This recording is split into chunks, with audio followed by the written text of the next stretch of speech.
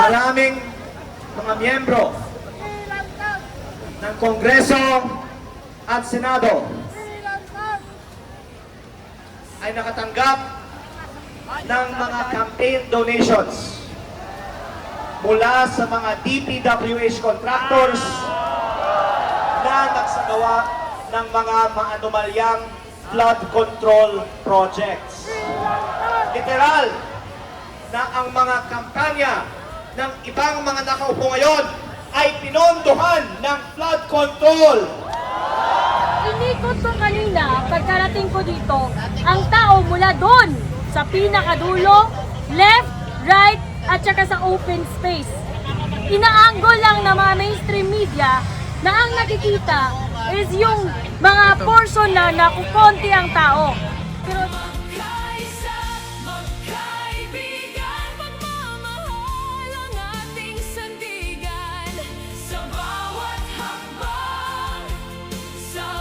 tanging ay insilang ang nanindigan laban sa kung anong pangit na nangyayari sa bansa. Sila lang ang may bravery, courage, para i-call out yung gobyerno na hindi lang nagnanakaw, hindi lang nagsisinungaling, kundi nang aabuso. So yes po, magandang araw at welcome po sa day 3 ng Peace Rally po ng mga kapatid natin na INC dito po sa Liwasang Bonifacio. So mula dun sa EDSA, sa 2 araw po na magkasunod na ginanap itong rally for accountability, transparency, justice and democracy ay lumipat po sa 3 araw dito sa Liwasang Bonifacio. So contrary dun sa mga post sa social media na wala gaanong tao, dahil ang kinukunan lang ay itong bandang open area at dahil nga po sobrang init sa mga oras na ito, 1 PM, halos majority po ng mga a-attend ay nandito nakasilong sa ilalim ng puno. Kaya ito po yung sitwasyon, no, as of 1 PM dito. Magandang hapon sa inyong lahat mga kababayan. Nandito po tayo ngayon sa Liwasang Bonifacio. Tara na po dito, supportahan po natin yung Jeff sa paglaban para sa bayan. Hindi ito laban lang ni Jeff Dixon, hindi ito laban lang ni Senator Rodante Marcoleta, at ito po ay kakalahatang laban para sa karapatan nating pagtao sa walang katapusang pagdadakaw at pang-aabuso sa pwestong hinirap lang nila o pinahirap lang natin salamat po at natin. God bless. Okay, so tara po, punta tayo doon sa may bandang gitna. And gaya nga ng sabi ko kanina, mga bandang alas 12 hanggang alas 3 po ng hapon, wala gaanong tao doon sa may open area dahil po sa napakainit na panahon. Kaya majority po ng mga kapatid natin at iba pa na gustong umattend dito sa Peace Rally ay andito sa may ilalim po ng mga puno na kasilong. Kaya yung mga aerial shot or mga drone shots po ng venue or yung location dito sa Liwasang Bonifacio, akala po ng mga kababayan natin walang katao-tao, pero ang katotohanan po nandito, no, karamihan nakasilong at nagtatago muna sa ilalim ng mga puno dahil sa napakainit po na panahon. So ito po ang oras natin ay 4:30 ng hapon at formal na ngang magsisimula itong programa dito sa Liwasang Bonifacio. Ang 3 araw po ng Peace Rally ng mga kapatid natin sa Iglesia ni Cristo. Ayan, so kung titingnan nyo, grabe, napakadami po ng mga pumunta. Gaya doon sa EDSA, dito po ay talagang napakarami ang mga nakiisa na mga kapatid natin, pati yung mga kababayan po natin, no, na hindi mga taga-INC na gusto rin pong sumuporta ay nagtungo dito sa Liwasang Bonifacio. At pasilip ko muna sa inyo kung gaano kadami po. Ayan. So nagsisimula ng dumagsa at talagang sobrang dami yung bilang ng mga kababayan natin dito sa paligid po ng Liwasang Bonifacio. Ngayon, panawagan natin sa ating mga politiko na ating binoto at pinagkatiwalaan. This is your time. Redeem yourself. Ang Diyos mapagpatawad sa mga taong humihingi ng tawad at sincero.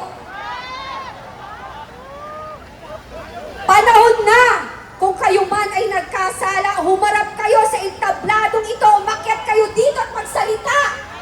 Manindigan kayo kung ano at sino ang nagsabuatan sa nakawan sa gobyerno at kayo ay pagtatanggol ng mamamayang Pilipino. Sa mga men in uniform sa inyo, nananawagan kami, yung ninakaw na pera sa kaban ng bayan, willing ho kaming mga Pilipinong i-donate sa mga men in uniform na magtatanggol sa ating bayan at huliin ang mga magnanakaw na yan.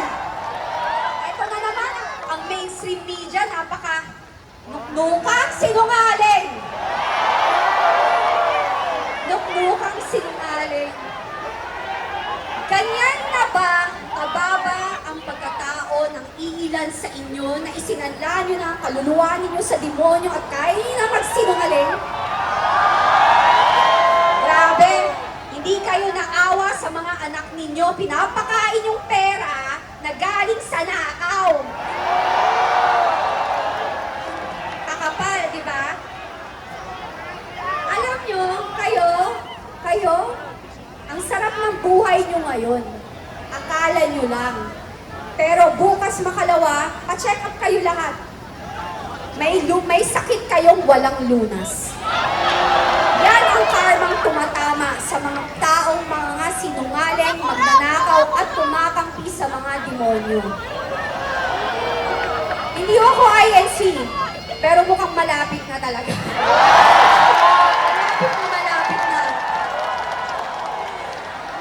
Tatapusin lang ho natin tong laban na to. Malapit na. Naging protestante na ako, born again Christian ako, born Catholic ako, pero eto, very inspiring.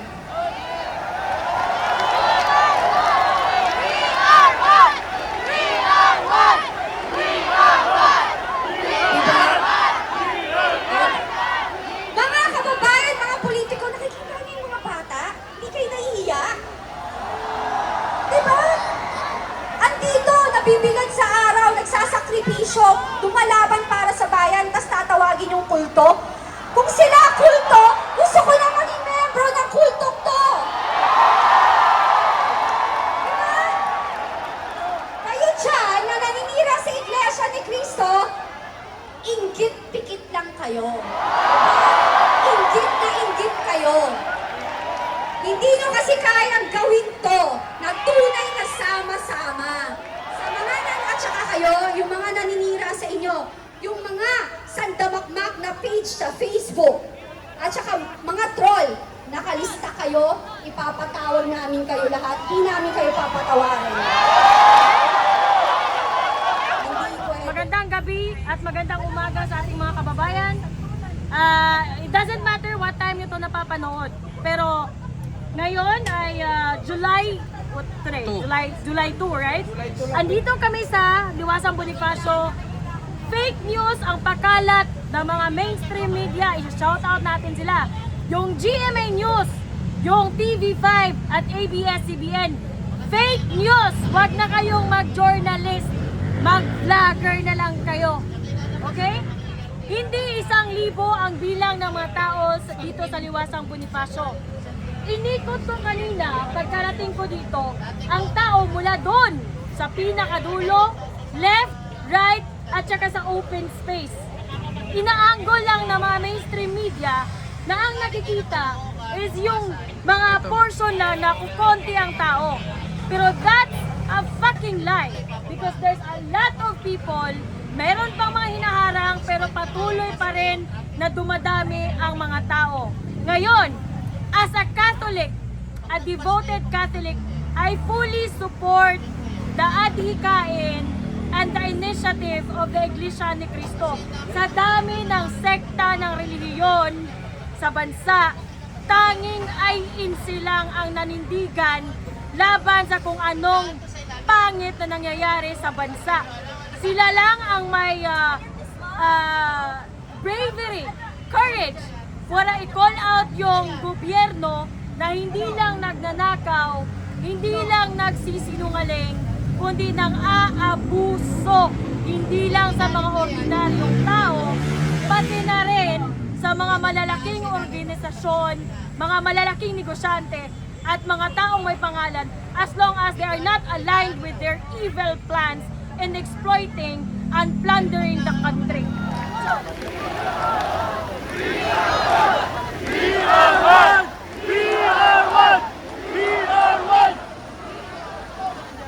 Tayo po ay nakikiisa sa panawagan ni Senator Dante Marcoleta na dapat ang mga tunay na may kasalanan sa bayan ay managot at hindi dapat ipatupad ang selective justice sa ating bansa.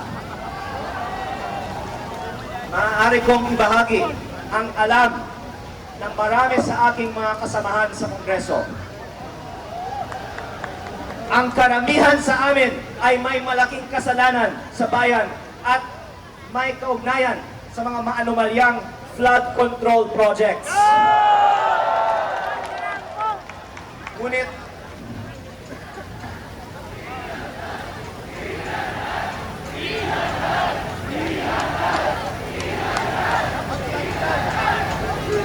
so far ongoing pa ang investigasyon ng ating gobyerno sa ilang mga opisyal ng DPWH, pati mga miyembro ng Senado. Sinasabi po na iimbestigahan din ang ibang mga miyembro ng Kongreso. Tayo ay naghihintay pa sa resulta ng mga investigasyon na ito. Ngunit last year, nagsagawa ang Kongreso ng mga pagdinig sa flood control projects at pinutol ito noong September 24 dahil binuo na ang Independent Commission for Infrastructure. Natapos na ang trabaho ng ICI noong March 31 at hindi man lang inilabas ang report ng findings ng ICI. Kaya ako po ay naghain ng resolusyon sa Kongreso na buksan muli ng Kongreso ang investigasyon sa flood control at ipakita ng Kongreso na tayo ay para sa tunay na transparency, accountability, justice, at democracy. Maraming mga senador ay nagsakripisyo para iluklok si Senator Marcoleta bilang chairperson ng Blue Ribbon Committee. Nagkaroon ng pagdinig ang Senate Blue Ribbon Committee at agad pinaputol ang mga pagdinig na ito dahil ayaw tila ng iba na lumabas ang katotohanan at dinidenay ang mga aligasyon ng mga tumetestigo ng mga delivery ng mga mali-maletang pera sa ibang mga miyembro ng gobyerno, pati na rin ang mismong mga dapat magpa-imbestiga sa flood control at sa iba pang mga anomalya sa gobyerno.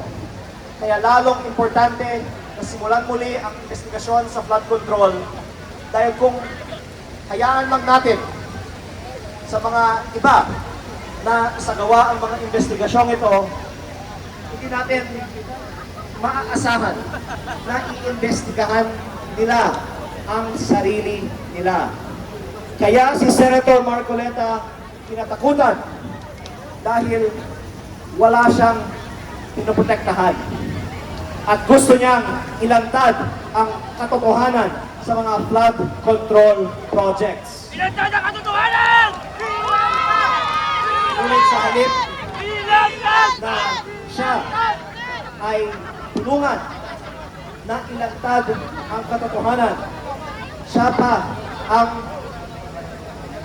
sinasabing kakasuhan at nais ng iba na patahimikin. Meron akong isang nais na ibahagi sa inyo. Pangalan! Pangalan! Maraming mga miyembro ng Kongreso at Senado ay nakatanggap ng mga campaign donations mula sa mga DPWH contractors sila nagsagawa ng mga maanumalyang flood control projects. Literal na ang mga kampanya ng ibang mga nakaupo ngayon ay pinondohan ng flood control. Ngunit sila pa ang nagpapaimbestiga sa mga anomalya sa gobyerno, kasali na ang kanilang mga aligasyon sa mga katulad ni Senator Marcoleta dahil ayaw nila na sila ang imbestigahan.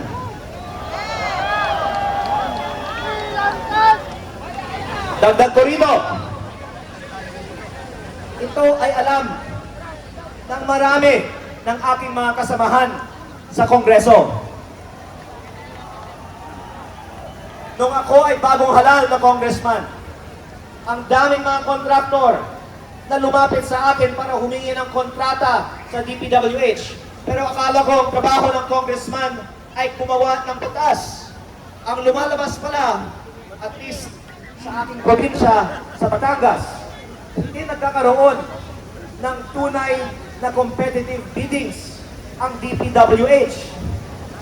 Dahil ang sinasabi nila, ang mga bidding sa DPWH ng Batangas ay piding-pidingan po lamang. At ang mga congressman ang pinipili ng mga nananalong mga bidders. At nagkakataon ang mga nagbibigay ng mga malalaking campaign donations sa mga kongresista sa Batangas ay ang mga nananalo ng mga maraming mga kontrata sa DPWH. Meron ba tayong nakitang congressman na nakasuhan na para sa mga donasyon ng mga kontraktor ng DPWH? Kaya ako po ay may kunting kahilingan. Hayaan ng Kongreso paimbestigahan ang mga campaign donations ng lahat ng mga miyembro ng Kongreso na galing sa mga kontraktor ng DPWH. At tapusin natin ito bago tayo mag-judge o mag-allege ng anuman kay Senator Dante Marcoleta.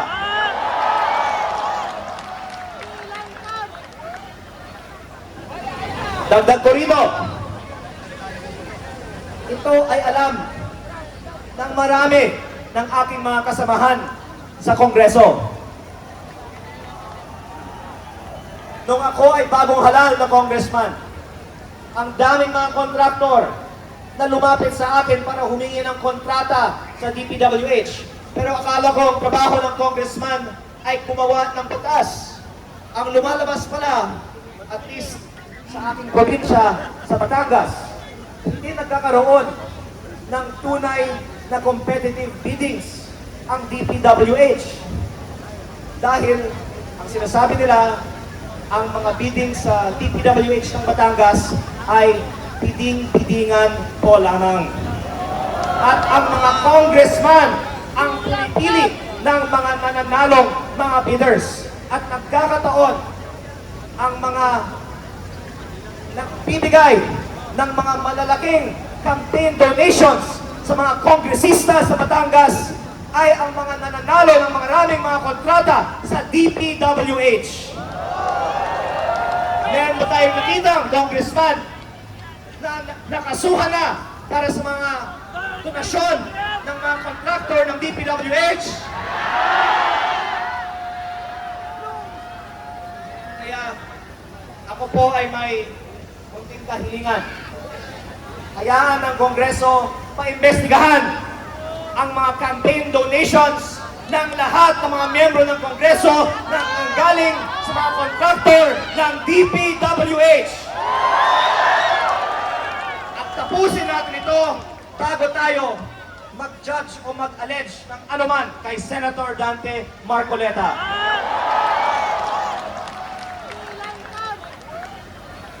Dagdag ko rin po ito. Maraming personal knowledge ang aking mga kasamahan sa Kongreso sa mga kalakaran na ang ibang mga kasamahan namin ay sabay congressman na nagpapasok ng mga proyekto sa budget ng DPWH at sila din ang mga kontraktor ng mga naturang mga proyekto. In fairness po, sinabi naman na paiimbestigahan ang mga congressman na kontraktor. Pero ang sinabi nilang iba, hindi lang naman 8 ang mga congressman na kontraktor. Sinabi ng iba, mahigit 20% ng Kongreso ay mga DPWH contractors.